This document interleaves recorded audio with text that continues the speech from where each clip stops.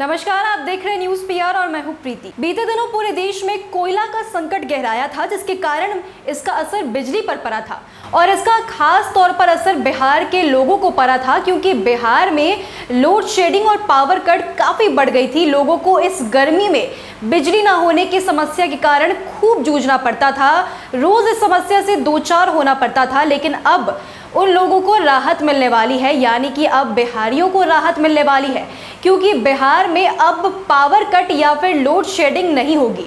इसके लिए अब एक राहत वाली खबर सामने आई है। अब इस समस्या का समाधान हो गया है। एनटीपीसी के पूर्ण स्वामित्व वाली नवीनगर पावर जनरेटिंग कंपनी के थर्मल पावर स्टेशन के 660 मेगावाट की तीसरी इकाई ने उत्पादन प्रारंभ कर दिया। इससे बिहार को आज से 559 मेगावाट अतिरिक्त बिजली मिलने लगेगी। अब बिहार को एनटीपीसी से 5922 मेगावाट बिजली मिलेगी।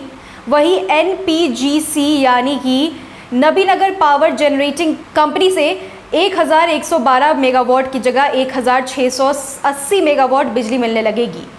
इसको लेकर के एनटीपीसी की तरफ से बताया गया कि कुल 19,412 करोड़ की लागत से सुपर क्रिटिकल तकनीक पर आधारित 660 मेगावाट की 3 इकाइयों के साथ कुल 1980 मेगावाट की यह कोयला आधारित परियोजना बिहार के औरंगाबाद जिले के बारुन प्रखंड में स्थित है।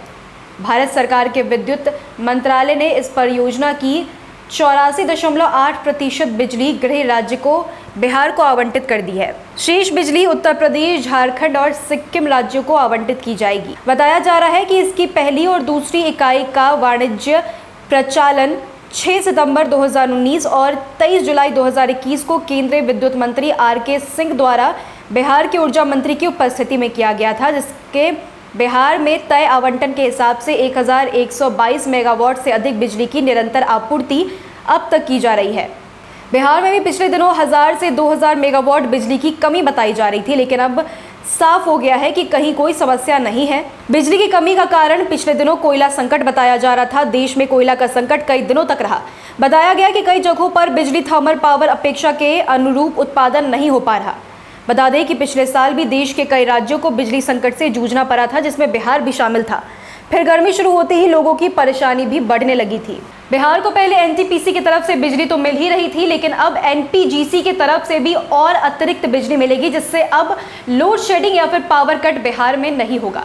तो फिलहाल इस खबर में इतना ही। आप बने रहे न्यूज़ पीआर के साथ। धन्यवाद।